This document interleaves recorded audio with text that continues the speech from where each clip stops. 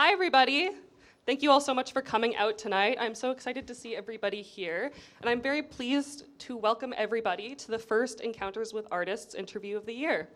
So Encounters with Artists, just a little bit of context, is a program run through OCAD by the lovely Max Dean, who's been really helpful in organizing all of this. And essentially what we've done is 12 of us upper year undergraduate students here at OCAD have come together, and we have been given the opportunity to research, organize, and ultimately come together and interview some really fabulous, incredible, talented Canadian artists, and that's what we're getting up to today. So the first of our artists is the incredible Evergon, who we're really excited to see tonight. Evergon is a photographer, and Evergon works with the contemporary body, the art historical body, and where queerness, the erotic, and much more fit into those ideas.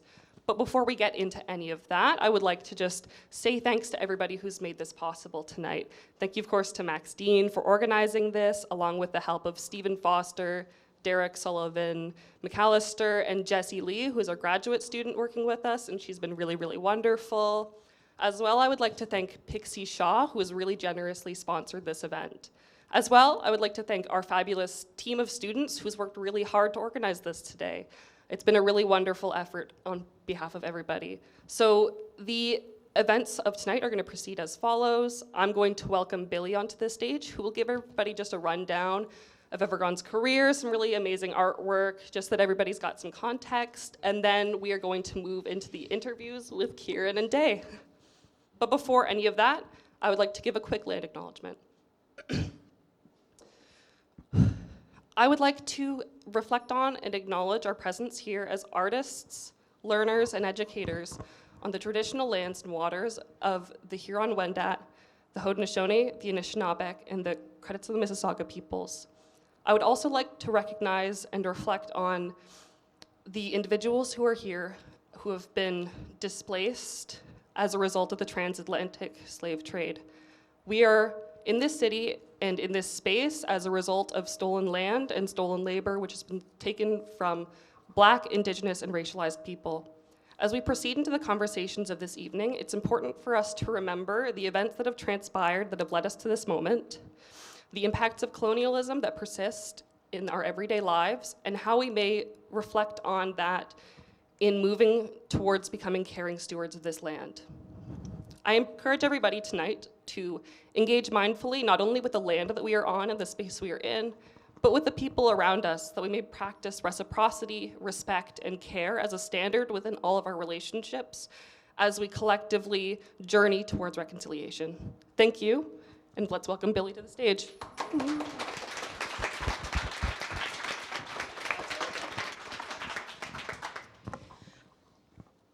Tonight we have the pleasure of interviewing a pioneer of queer art in Canada, Evergon. Born in Niagara Falls in 1946, Evergon first learned to use a camera while studying at the Rochester Institute of Technology, where he earned his MFA in 1974. His collages and lens-based work explores gay culture, sexuality, and the body. Over the course of his career, he has also adopted several pseudonyms, like Celluloso Evergoni, Egon Brute, and Eve R. Gonzalez. These monikers reflect and illuminate the unsettled and fluid properties of identity, a topic which Evergon has explored in his work since the beginning. Evergon himself describes his work as erotic and pornographic, so you know it's going to be a fun night. Throughout his career, Evergon has experimented with a variety of techniques and technologies to make his images, including a 19th century photographic printing process called gum bichromate, cyanotype, photocollages, holograms, xerography, Polaroids, and most recently, generative AI. Evergon's work has always been focused on the body and queer relationships. This is evident in some of his earliest works, like Broken Egg Collection from 1979. In this work, he positions an upside-down self-portrait under the photo of a bare-chested lover. These two portraits are layered over collaged fragments of images, a broken egg, a classical statue, and animal horns, each symbolic in their own way of immortality. The two black and white portraits appear as though they are linked through the white draping fabric that the lover holds and that Evergon wears.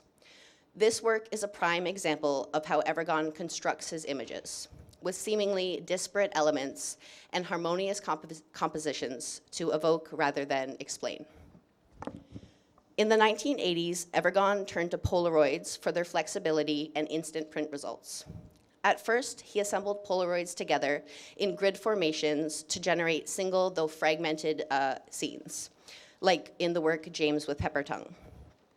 Later in the decade, he started creating large-scale Polaroids, large-scale prints with Polaroid technology and the use of specialized large-scale cameras.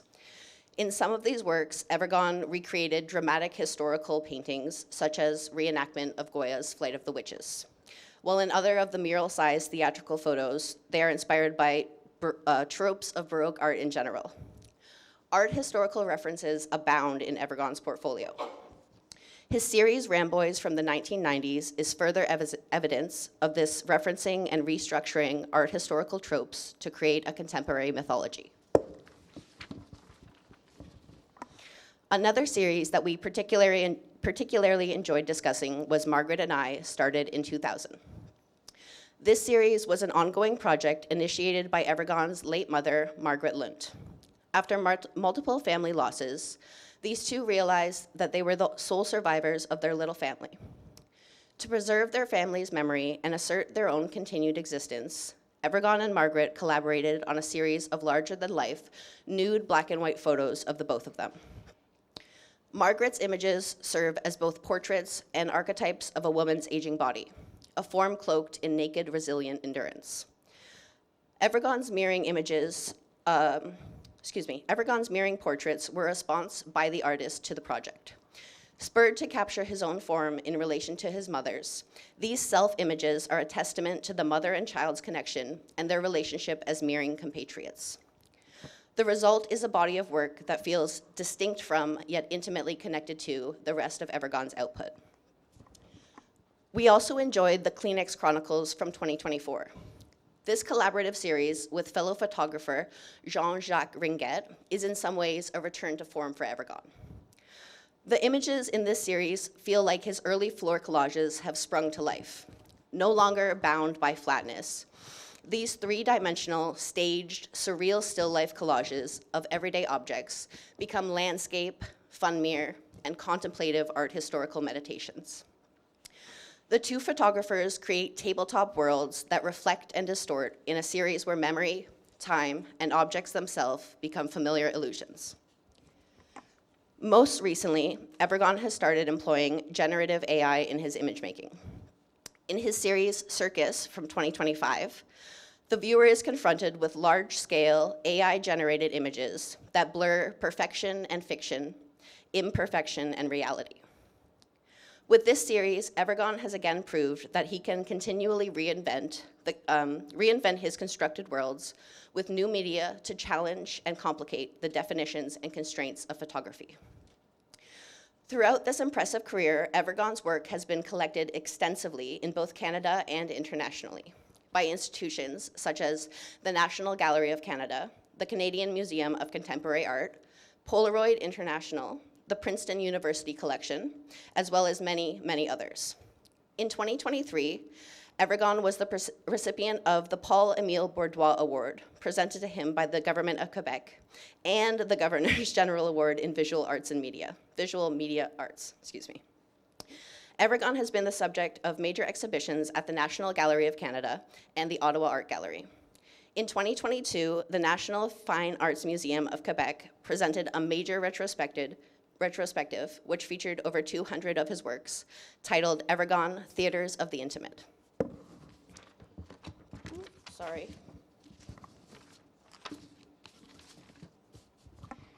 In addition to these artistic achievements, Evergon is also a fondly remembered and passionate educator, or awakener, as he would say. He retired from teaching in 2015 after 17 years at Concordia University in Montreal. Before that, he spent 19 years at the University of Ottawa from 1974 until 1999. Punctuating these long tenures, he also spent summers teaching abroad. In France, he taught at the annual photography festival, Raconte d'Arles. He also spent a summer in Chicago at the Chicago School of Art, as well as a summer in Bradford, England, at the Bradford and Ilkley Community College. His students have informed us that he was a lovely teacher and a wonderful asset to his community. Evergon's career is studded with accolades and accomplishments, and his work continues to pioneer new ways of conceiving of queerness and the body. I am very impressed by his ability to continually push at these boundaries for so many years. Evergon's impact on photography has led to massive innovations in the medium and to queer representation in Canadian art. In his lifelong pursuit to construct a vibrant and methodical visual language, Evergon has cemented himself as an avant-garde visionary in Canadian photography. Please join me in welcoming Evergon.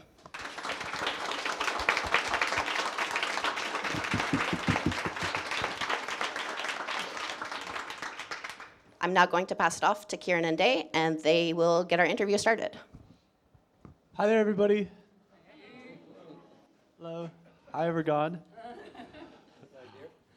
Lovely. It's lovely to make your acquaintance. I suppose. My name is Day. I wear my heart on my sleeve, and I feel exactly as I am, and there's a lot in my life that I have to be lucky for, and I'm very happy and thankful to be here, and I'm a little bit nervous. My name is Kieran. I'm a final year sculpture student. I'm also very happy to be here. And I'm happy to be here. So here we are. Go ahead.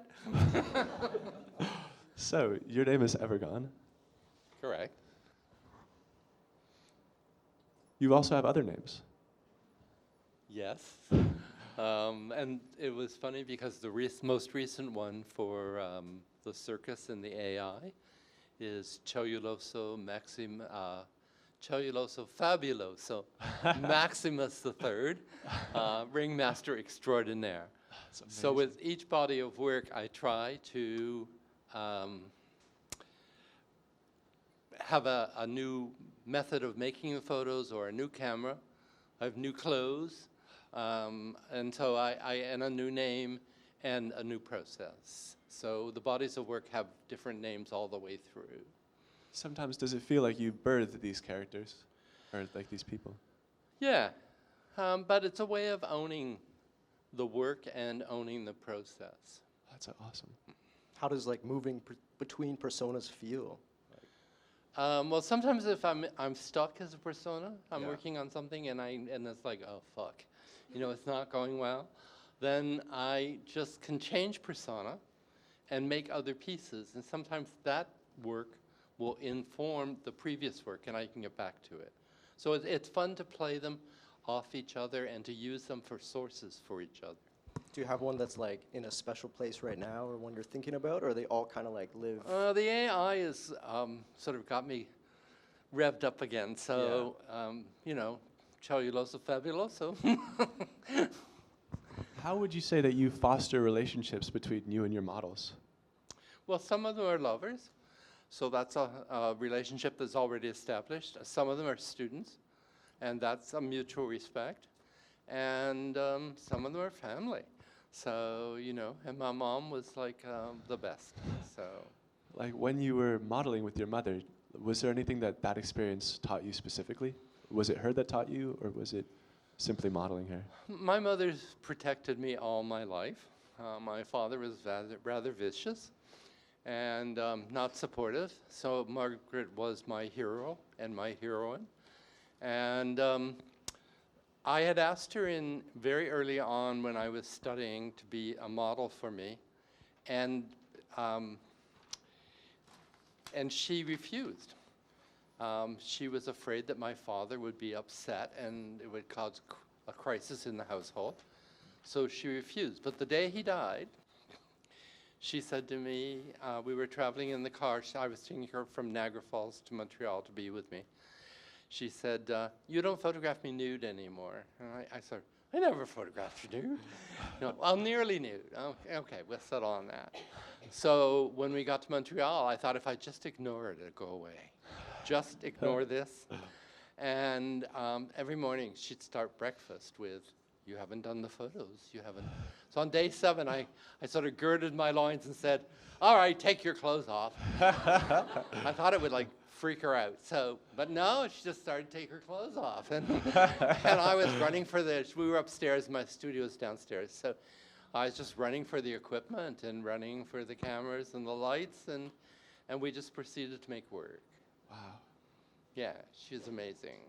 She sounds pretty amazing. Yeah, and I you know, like with old people, and I'm filing it myself out now, they want you to be frail and pathetic, and Pardon? Well, fuck that. Yeah, literally, fuck that. It's just because you're not, and Margaret never was. She had her senses till the day she decided to end life. So Feels like she earned that. Like, we know about her, actually. We've done a lot of research, and she's an amazing human being, genuinely. Like, yeah, she obviously was you know. much before her time. Yeah. She, fortunately or unfortunately, depending on your perspective, had 2 gay sons and had made up her mind, well, if I'm going to enjoy my sons, I'm going to enjoy them. And so she became a sort of a gay mom before there was ever such a phrase.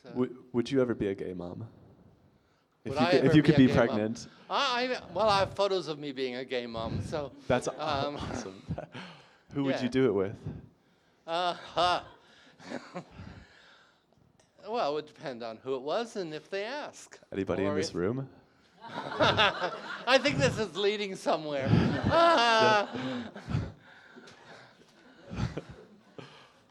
Yeah, I've been mom or dad to several people in this room. Would it be okay if I asked you a personal question? Sure. I Are you- don't have to answer, right? You don't. Okay. Are you anybody's daddy? No, I'm somebody's mommy. Wow. Kieran? Yeah. So you were talking about like working with Margaret. Yeah. I kind of want to know like what comes from like your presence in the studio when you're either in the photo or you're working with the model. Like, what do you think you bring to the work? Well, first of all, with most models, I set it up so we have lunch. They can do a little if they want, or they can have, I serve wine, and we talk and talk about what we're going to do and try to have a social event before the shoot. So it's important for me to sort of establish time and to loosen this sort of thing of the photographer. And then we make work later. And if it's not going well, we continue to make work. Yeah. Through the whole shoot. I would never stop a shoot. But I realize that I only want the images that are like the primos. Yeah. Yeah. I think it feels like that in the work. Like, I think the one thing that I really noticed was like it feels very consensual, and there seems to be a relationship forming in the imagery. Like, it doesn't feel like you're like a director that's telling people what to do. It feels But like I'm you've not stepped a into the projector. scene. Yeah. I Exactly. feel like it's an amiable situation. Yeah. So, Well, it comes off like that. yeah, I thank think you. I think you did a really good job of making that like scene in the work. Do you have a follow-up? Is it more energy and power for you to make art with people or AI? Oh, they're 2 different things. Entirely. They're 2 different worlds. When I'm making work with people, it's an interreaction. The AI is a titillation. We might even use the word masturbation, but it's a different way of working. And they happen at 2 different times in my life, because now I'm almost 80, and I don't have the leg power to go running through the woods or elsewhere. So it's very comfortable to make work at home. With AI, I play, I don't tell it what I want. I tell it sort of what I want. So what I will do is make like almost 1,000 images a day and then edit. Wow. So there's a piece in here where we made work 2 or 3 weeks ago, and it was for a show, and I was only given 4 days to prepare for Humans and Metallica. Oh yeah. this one is from that series. This was not in the final cut, but there was a whole set of them that were so amazing. And so we made 3,000 images in 3 days. And then in the next day, with my assistant, we edited it down to 6. Oh, So it's really a slash and burn situation. wow. Do you love your assistant? I care for him a lot. He's not gay, so there are bounds. And I love his wife, but there are bounds. Yeah, but we've worked together about 12 years. So this is the first trip in about 10 years without him. Wow. And, I learned a lot about myself in the last 24 hours. I was like, oh my God, I can't function. So, Wow. That must have been, was that vulnerable for you? yeah, it was vulnerable, and it was like a wake-up call to stop being vulnerable. It was also like, this tonight is vulnerable, because when you're giving a lecture, you're in control, and when you're asking the questions, I'm not in control. So, Yeah. Like going back to some of the newer work, like you're talking about like thousands of images in one day.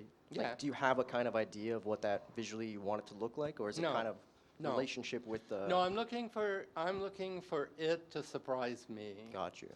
So, these were very loose requests, and I like it that way, and there's a lot of shit that you get, right? Yeah. It's like, there's some really amazing ones that like take your breath away. Yeah. But then there's a lot of crap, and it's like edit, Sifting delete, through, delete, yeah. delete. So but I prefer to work that way. Yeah. Do you It's work a- that way with models as well? Like, With Polaroid, no, okay. because it was, for the big Polaroids, Yeah.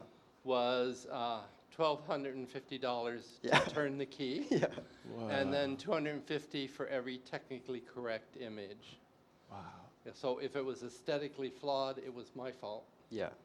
And it was less for the 20 by 24s and finances, but it was still a major commitment. Plus, I booked the hotels, I paid for the airfares. Yeah. It's like, I paid for the meals, I took people drinking every night. Yeah. It was my baby. Are you like a very visual thinker, like in general? Do you have like kind of like, I know you're saying this is like working with the machine or whatever Yeah. and figuring it out. Like, do you have a lot of like visual ideas in your head before you go out to make work, or is it kind of like? I have rough ideas. Okay. But even when I worked with models, I only have rough ideas. Yeah. I don't tell them what to do. Someone will say, "Oh, I can flip this ear forward," and I think, "Really?" Or I can do this. Really? So, and then you find it in the image, and Yeah. it's like, oh my, it's amazing what people. As long as there's the rapport and you can give freely to each other, then you will get those images. Would you say your art exists in your heart or your head or anything else? My crotch. Oh, wow. That's only for you. Wow. Well, that's a perfect segue. Does Oh no, we're not going back to that. Yeah, we got some. does your work turn you on? Yeah. Yeah. Yeah. Amazing. Yeah. Amazing. Yeah. Wow. Same. Your work turns you on, or this work turns Yours. you on? Yours. Yeah. Awesome. You're blushing. This one's hitting home. Would you say you're yourself right now? A version of myself, yeah. Speak on that. Because sometimes, I'm very serious. I've had rough times in the last decade for health. My third husband ended up dying very early So in sorry. the relationship. So, yeah, there's different sides to you. I love being in the kitchen cooking. I hate house cleaning. But there's all these. I'm not trying to separate life out, but there's things I really appreciate doing, and things I don't like doing. Nice. Do you compromise a lot? With whom? Whoa. Let's say art, in your art process. A compromise? No, I don't think so. I try not to. Lovely. And the work for me has always been political. So there's always been a political genius in the work. So. Do you find that like your work is like a good representation of like your private life, or do you think there? Oh God, no. No, okay. Oh, neat. Because I feel like there can sometimes be a misconception where like people make erotic work and it's like, is that person like super raunchy and are they like Yeah, right. having Well, sex all the This was made time? when I'm 79 I years know. old. That was made 2 weeks ago. Yeah. So if you want to think I'm still raunchy, you go right ahead. Okay. And do you like find the work, like you said it was like, do you find it arousing like still, or like Right. what's the search, I guess, for some of the imagery? Like, Well, I think they have to be beautiful. Yeah, yeah. I'm still an aesthetic. yeah, yeah. And with these, there was a politic where I really wanted Mechanica and the humans to be affectionate, Yeah. that there was a relationship between them. Sometimes there's horror images that are also affectionate and erotic. Yeah. But basically, I had set this up so it was basically a duo of relationship. Like What- if they had nothing to do with each other. It's like, Yeah, yeah, Why would I keep the photo? yeah. You got to create that. Yeah. In the process of making and creating and everything of it in terms of art, what excites you the most? Oh, the whole process. Uh, I mean, this, and then, and then I go to the printer, and it's like, oh, cream my jeans, and the prints come out. It's just like, it's too much. oh, that's amazing. Is there a part of the process that's like the most active for you, or is it just it just happens? It happened, well, I work with people. Yeah, yeah. So, The so I collaborating. have one printer that I really trust. Yeah, yeah. And, and she's a big, heavy-set woman, and she's like a goddess. Yeah. She's the goddess of the digi world, and that's how I treat her and respect her. Are you the goddess of any world? Of your own world? Any world? Your own world? I've never been asked that before. Cool. You can think on it. I'll think on it. You come back at the end and you ask me. Yeah. Okie dokie. In an interview, actually, do you have a time in your life when a friend really helped you? My friends help me all the time. It's not any time, one specific. All this work is made with the help of friends. I mean, I don't do these projects alone. Yeah. So there's always, usually, someone working with me. Yeah, to make the large Polaroids, you can't do it alone. You could train a dog to sit there and do whatever it's told, but these are plays between people. And trying to pick a crew that gets along, where there's no hostility and where there's they all believe in the fiction. So. Could you search your mind for a memory of when it worked, like when a friend and you, it's like you're together and intertwined? Sweetheart. I just think most of the time. Awesome. There's been one shoot where one of the models decided she didn't want the images done, and withdrew her image from the project. So, but basically, the work with everyone is. Go ahead. Is there anything that in your artist portfolio that you've tried to erase? The bad ones, the ones that no longer hold up. Oh, curious. So yeah, I don't think I've really noticed anything bad. there are. Flattery. But it's true, you're an amazing artist. Gosh. Yeah. I guess bringing it back to the present, Yep. what does being in the studio in 2025 look like for you? Is it just doing the AI stuff right now? Or are you working on anything new? There's 2 projects to finish up, Okay. and then I will no longer do any studio work, but Okay. I will only do AI. Okay. So about 6 years ago, I was buying things on the internet, and I was looking at this oh God, it's the cat, Sylvester, the cat. Yeah. But when they're selling it to you, you get to see the top, a photo of the top, the bottom, and the 4 sides, Yeah. including the back. And I realized that a lot of the 50s toys were porn when the parents held them, but they were children on the front. But there was little things when you saw the back of the toy, which is what the parents see, that isn't quite kosher. So I was like, yeah. So I bought $8,000 worth of toys. So they're in boxes, and that's probably the next project. We have 3 more images of the Kleenex Chronicles to finish with Gigi, and then that work. And then I probably will just go to AI and stay there. Wow. I mean, if something new and hot comes up, I might do it. Since, it's fun. Other than like raunchy toys, or do you collect anything else right now?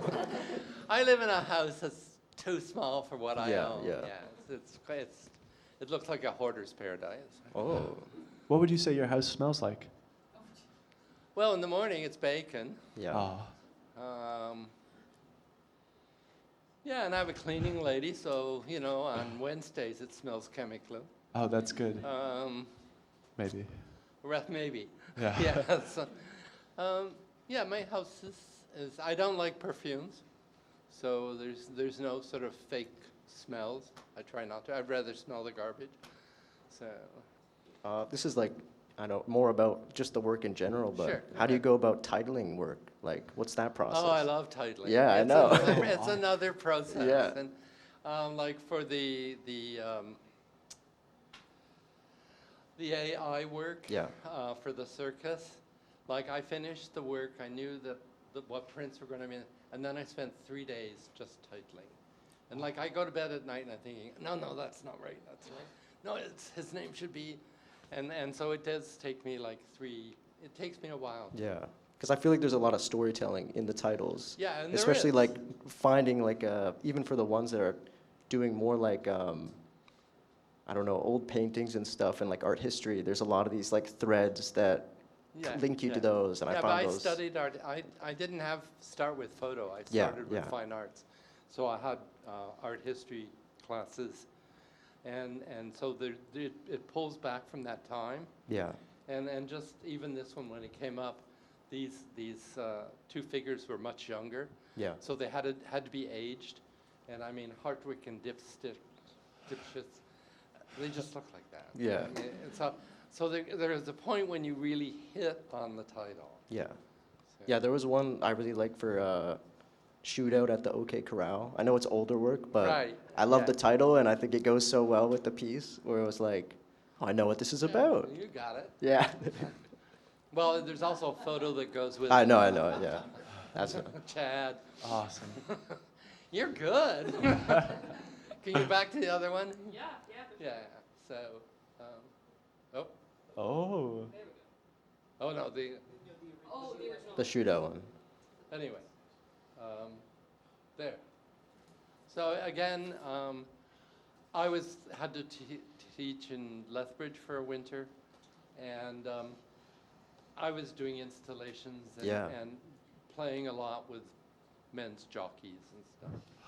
And so this came out. So I shipped 200 pounds of white men's jockeys, used jockeys, out to Lethbridge for the project. And I got there, like cowboy boots were everywhere in the secondhand stores. Yeah. And the whole work just evolved around jockeys and Wow. clothing. How did you get them used already?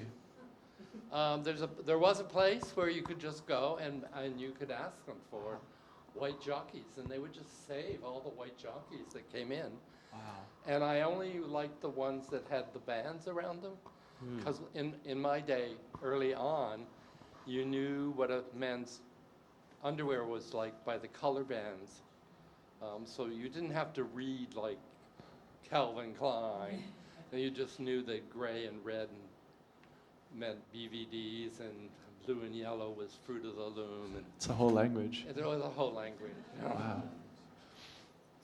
You work with objects as well, like in Himalayan tigris descending, and obviously Shootout at the OK Corral. I play with it. I Yeah. mean, if it comes up, it's fine. So, yeah. Is there like a big? And these are, well, Where's your head at when it's plants and Oh, objects? you don't want to know. Oh, I do though. I really do. These were all, I was sick at the time, and I had like 150 houseplants around the house. So these were all the girls I talked to, bitched about the pills and yada yada. And so again, it was working with Jean-Jacques. And so these all became part of a whole project, was just the girls around the house. And did they have like names before titling the work? Some of them didn't, okay, some of them didn't. Some of them were just plants. Yeah. And then You had to other make it ones had work. special names. Yeah. So, Oh wow. yeah.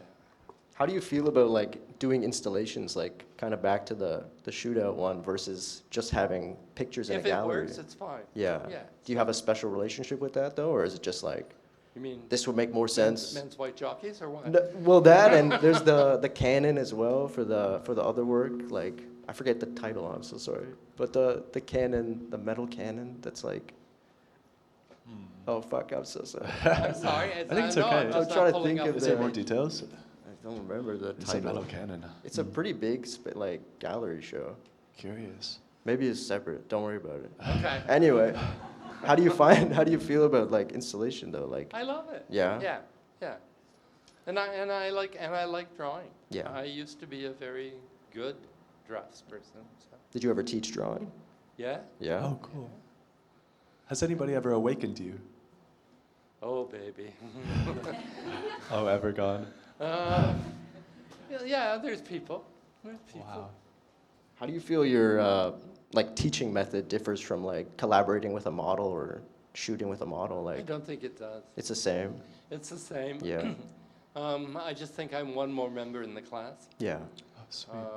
That there's, again, a sharing that needs to go on. I mean, I learn from the kids. Yeah. Yeah. The kids all the time. So there's a sharing that goes back and forth. And have you always been like a good listener, or was that something you developed like over time? Because it seems like you're doing a lot of listening in the collaborations. I think I've listened a lot. Yeah. Yeah. Yeah. Was there ever a point in your childhood in Niagara Falls where you tried to be normal? Did you care a lot about it? Well, it never occurred to me I wasn't normal. Yeah. Oh my. You know, first of all, I never realized what home life should be like because I took my home life as the norm. Mm-hmm. I mean, I watched Demi Reynolds and all these people on TV and thought that's fiction. So, yeah, it took me to about 55, 60 years old that I could talk about my home life. Wow. And at this time, were you a gay outlaw? Oh, Or yeah. did that Gay develop? outlaw. Or did that develop later?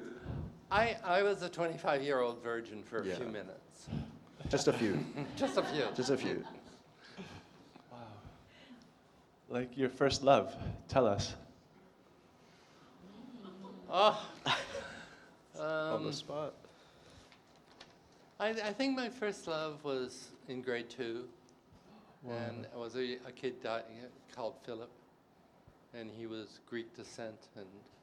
Wow. And he choked to death on peanut butter during Christmas Jesus holidays. Christ. Wow. So I'm there's- sorry to hear that. I just I thought I really- was like a curse for everybody I first fell in love with. So No. I was like, Certainly, hopefully not. Do you still feel that way now? no, but Okay. close. Wow. Do you love yourself now? I think I've always loved myself. That's good. I've treated myself pretty well. Yeah. It's delightful. And the gods and goddesses have treated me well. Yeah. Yeah. That's good. Whoa. Yeah, like, what if like angels came down right now and picked us up?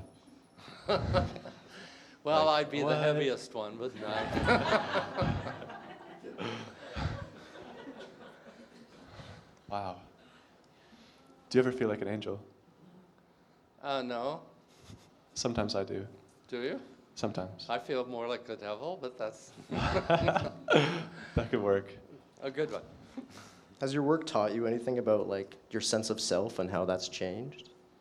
Well, probably has. Yeah. And the work has changed. Yeah. I mean, I see an involvement happening through the work. But that's, I've been making work. My first museum show was 1970. Yeah. Wow. So we're looking at a long period of work. Very long. Yeah. I was born in 2005. You're a baby. That's so interesting. And do you find like switching to personas like helped you kind of stay out of like art block or something like that throughout this whole time? Yeah, and Yeah. it just gives me, like, I even taught a course at one point in Chicago about taking another name and producing a different body of work from that perspective. So it's always allowed me to go elsewhere. Yeah. Because it's going to sound weird, but I'm a nice little kid from Niagara Falls. Yeah. You know, I was Baptist and did well at school, and That's amazing. so by having these names, it might be even a sense of exotifying myself. Yeah. Yeah. A sense of freedom to explore. Yeah, and you know, there's no roots that are holding me back on it. Yeah. Yeah. They are liberation. Has anyone you've taught ever like taken up doing personas since meeting you? Well, I think a lot of gay men have personas or are given names. Yeah. So that's a tradition within the movement. And do you feel like the personas are like masking, or are they completely just their own character? They're their own character. Yeah. And as I said before, I do get I usually had a different camera for Yeah. them, and different clothes, yeah. and they all had a different subject matter. So it allowed me to explore things still from my viewpoint. Do you have like aesthetic choices that those characters make, or do you kind of have like a? Well, they're always making the best image. There you go. So ever since you were younger, have you ever performed or been a person to perform? No, don't like performing. That's lovely. In 2013, an interviewer said that you were the cheapest model in town. They weren't talking about photos. Delightful. It was probably me that said it. I'm the cheapest one around. Apparently, you came out of the womb as an artist. Close. Almost. At 3? 3 or 4. 3 or 4. It's fascinating. Like, had anybody like told you that you were an artist before then or after? No, I mean, that's what I did. And I was good at it. So my mother and my grandmother, on my mom's side, encouraged me. I mean, I tell this to some people, but my grandmother, I would stay with her during the summers, again, to get me away from my father. And she had this game where she'd go, "What do you want to eat this morning?"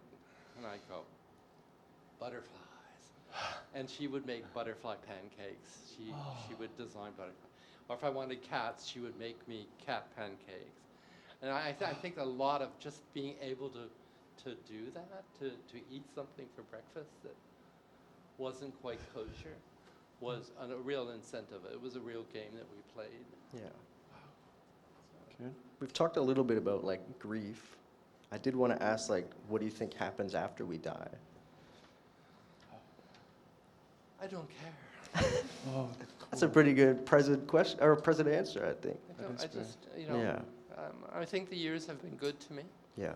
And I've gone through 2 health crises for the nation Yeah. or internationally, and have survived. So I think the years have been good, Yeah. and I can only. That's perfect. are there any words for you that mean like the spirits or supernatural? Oh, the fairies, the goddesses. you know, Nice. there's. Keep on going. Well, I'm going to diverge, but it Yeah, goes please. to that. At one point, my first husband was a farmer in the hippie days. So I lived in the country. My grandmother lived in the country, and then I lived in the country, but it was on a manual farm, so there was no running water, no electricity, no telephone. It really was a back-to-the-land situation. And we were talking earlier to someone about 20 degrees cold weather and minus 40, yes. We used to drive around town when we were in the city and pick up all the wooden toilet seats because they had been vogue a decade earlier. And we would take them, and then in winter we'd put them behind the cook stove so they were warm, so when you had to go to the outhouse, It was more like just grabbing a hot toilet seat and running as fast as you could. So, Do you feel like very close to nature now, like, and being? yeah, Yeah. it doesn't stop. Yeah. You know. We're curious, like, you seem to have this beautiful relationship with your AI chatbot.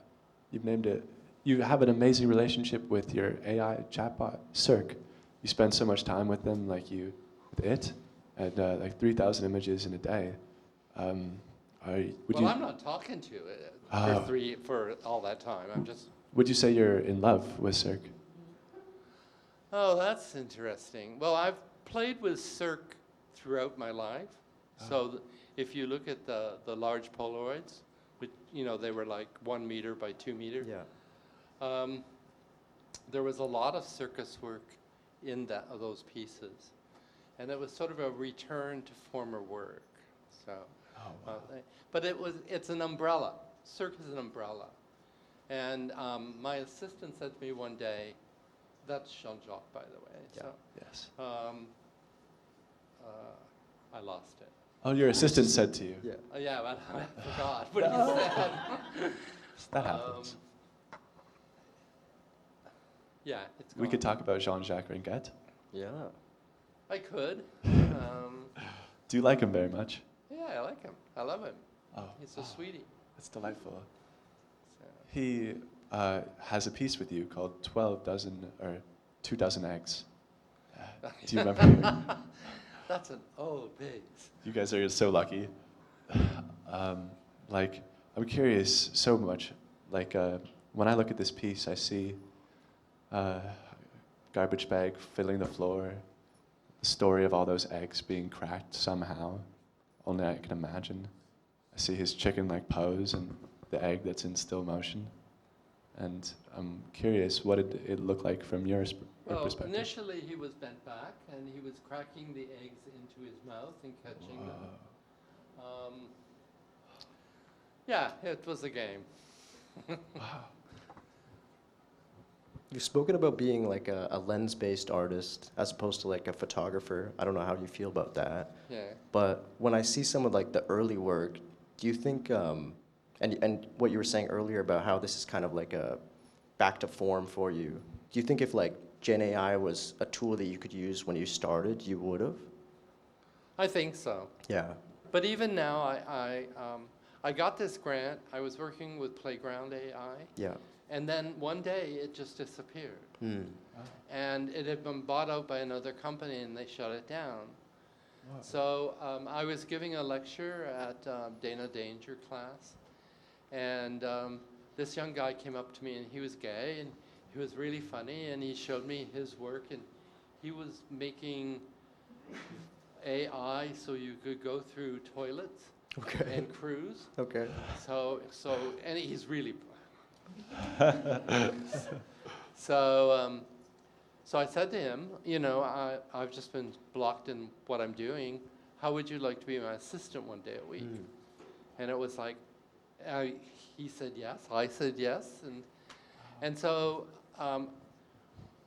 from the time I worked with Polaroid, and then in holograms, I worked in studios where you never touched the camera. Yeah. They had technicians who ran everything, who processed everything. You only were the visionary. So it was not unusual for me to have an assistant Yeah. where I had no fucking idea what I was doing technically. And he was amazing, and he set up a program. He said, you got to get rid of this Mac. We got to go to PC. I'll build you a program that you own. Wow. And so he did. So I have this program. He's right now in Ireland because he wanted to find a ginger. Oh. So he's got a semester in Ireland to do it. But he set it up on the computer. He set it up so if I get in trouble, I can email him and he can log into my computer and work the problem through for me. So I've always sort of worked with these high-end technicians Yeah. who were specific with what they were doing. And do you see like technology as like a driving factor in making, or is it just kind of like a tool? It's a tool. Yeah, It's one yeah. more tool. Yeah. If whatever it would be called, I'd be working with it. Yeah. So whether it's AI or something else. But again, at this point, being close to 80, I can't do all the trucking I Yeah. used to do. So it's a perfect, Very accessible old way of lady's doing tool, that. you know. Yeah. Are you kinder, like when critiquing your students, or are you kinder to yourself? How do you approach that, to critique? I'm just kinder. Yeah, like when, so. Well, that's the answer, I thought. Yeah. That is the answer. Yeah. Oh, that's the answer? Oh, Just very nice. genuine Well, person. Like, why would, I think when you're an educator or an awakener, your job is not to destroy. Yeah. You don't take students as your competition. And your job is to enhance them and bring them to the terms where they deal with what they want to deal with. I mean, if a student makes work just like me, it's like, well, what the fuck are you doing? Yeah, yeah. What's your voice? You're not my age. You Yeah. can't. But if they come to it naturally, I will encourage. But basically, I think your job is to get them to awaken to themselves Yeah. and make work. And did you ever have like teachers like that kind of helped you in that I way? did in my master's. Yeah. In my undergrad, I had male assholes. Yeah. This is how I would do the work. Like that kind of stuff? no, or? Oh, not even. Not even that. Like, and they actually, it's really interesting because I just met up with one of my classmates Yeah. this year. We hadn't seen each other since graduation.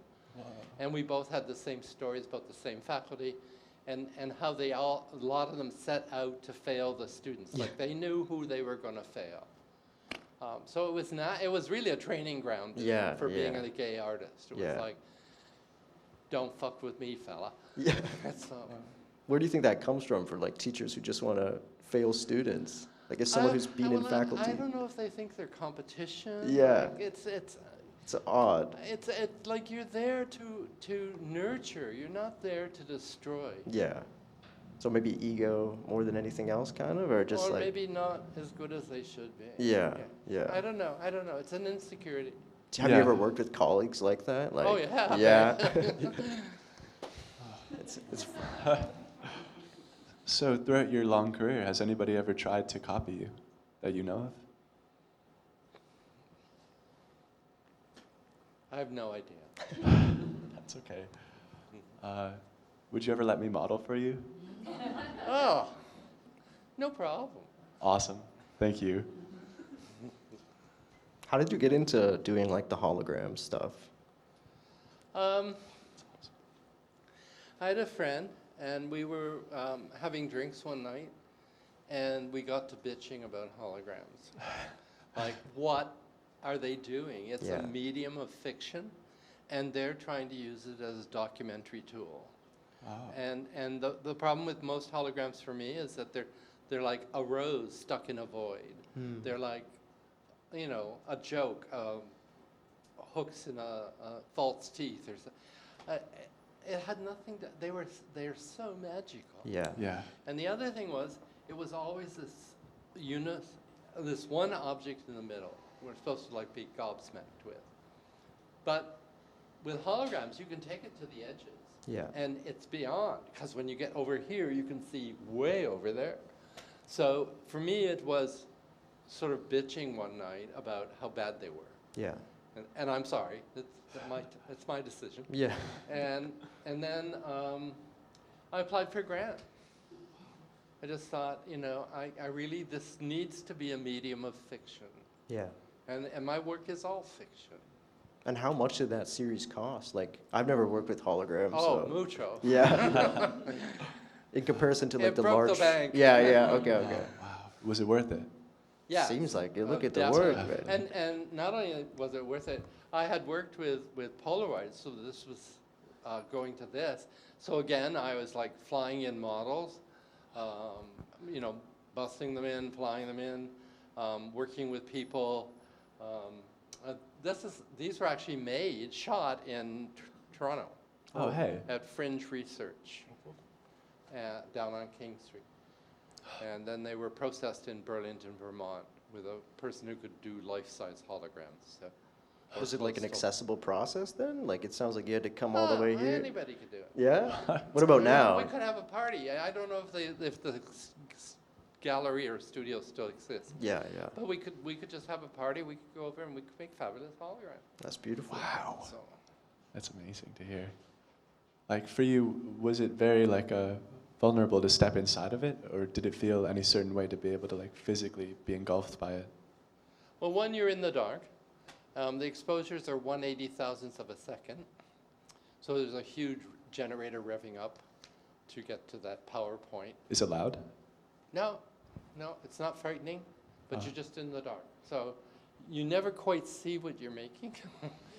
And I usually make like 4 or 5 strip masters and then decide which one is the best. So again, it's been an editing process. Yeah. You haven't always had access to all of this. Did it change your art process when you gained all that like grants and money? It's how I've always, Oh, not nice, amazing.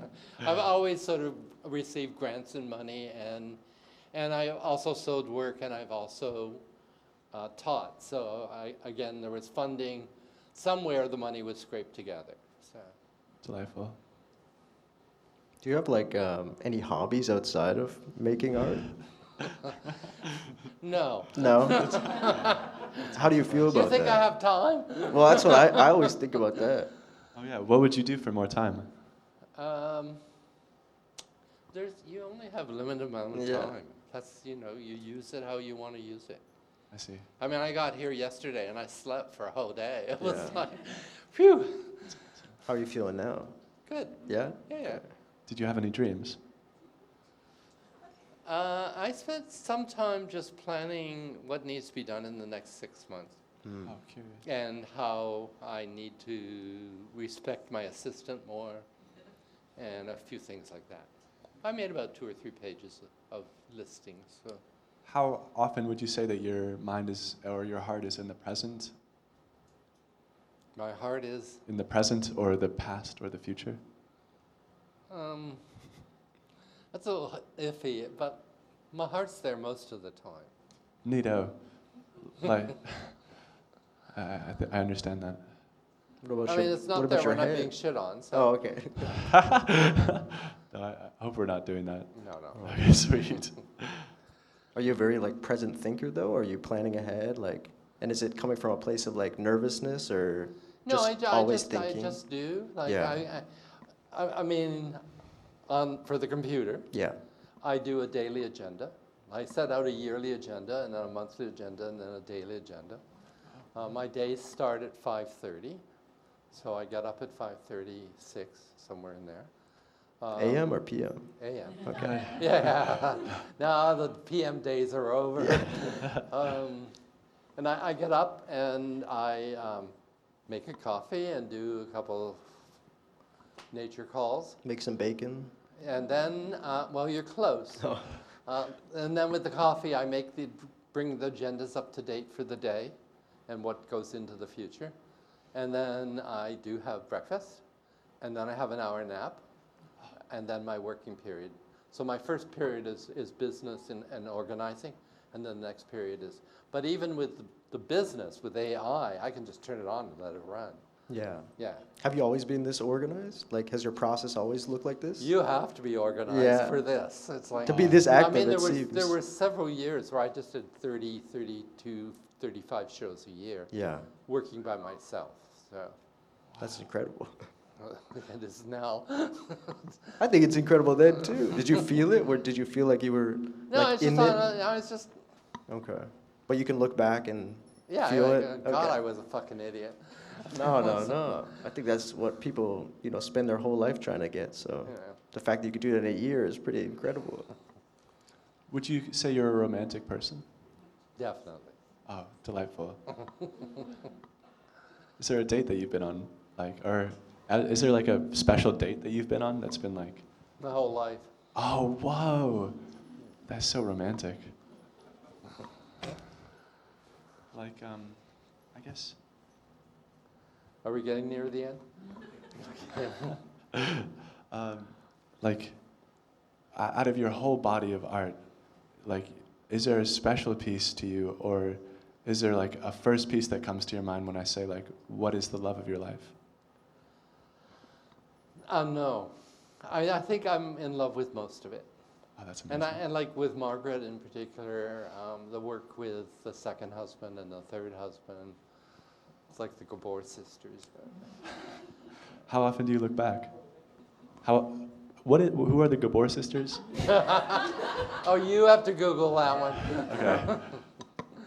Like, do you find yourself looking back through your archives often? Yeah, yeah. Oh, nice. Does it inspire new work, you think?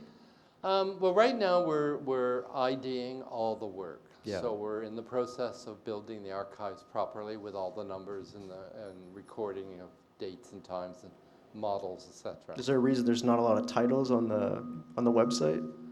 No. Wow, no, I couldn't find some of them. I had to go through Yeah, other. you did. I found some of them, but it was hard. It was difficult. Usually, if you just click on the image, It'll pop up. it pops up at the bottom. Some of them did. Yeah. Some of them had to go to other galleries and find it. Well, good for you. I got there. That's the main thing. It's mine, you bitch. Yeah, it is. This is the name of one of your exhibits, and I'm wondering, is there? Well, it's also the name of. Earlier, it was the name of a piece. Oh, amazing, amazing. Yeah. So, have you got that? I think we do. We'll get it. Okay. Well, the follow-up to that was, what is not yours? There's lots of things not mine. Is there anything Some that? of it I would like, some of it I wouldn't. So it's just fine. Wow. Do you feel that there's anything that's taboo that you don't even touch? Probably children are taboo. Neat. No. In Young River, there was a little boy. In your hologram in 1990, Yeah. there was a little boy. Yeah. Like, was he a sweet kid? No, he was a little devil. But it's Penny Cousineau's child. Oh, I feel like I've heard of her. Penny Cousineau did the book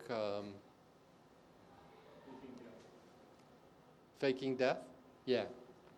Awesome. So she's a Canadian photo historian. And she had 2 kids, and they both went and modeled. So. Well, I think maybe just one more question, if that's all right. Like, it's a doozy. All right. If your whole body of work is one long conversation between you and your subjects and your medium, Kieran? Oh, what questions do you think you've been asking all along? It is a good question. Maybe I won't answer it. Think about it.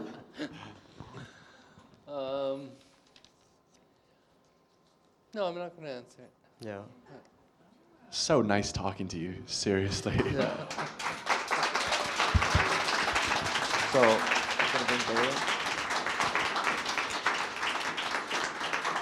So we're gonna have some closing remarks by Dara. Yeah, this is Dara. She's She's gonna coming talk. back. Right here. Hi. Thank you so much. That was a lovely conversation. I feel like we got some wonderful insights on the day-to-day practice of art, your thought process. Really, really interesting stuff. Thank you so much for coming. Yeah. Thank you, everybody.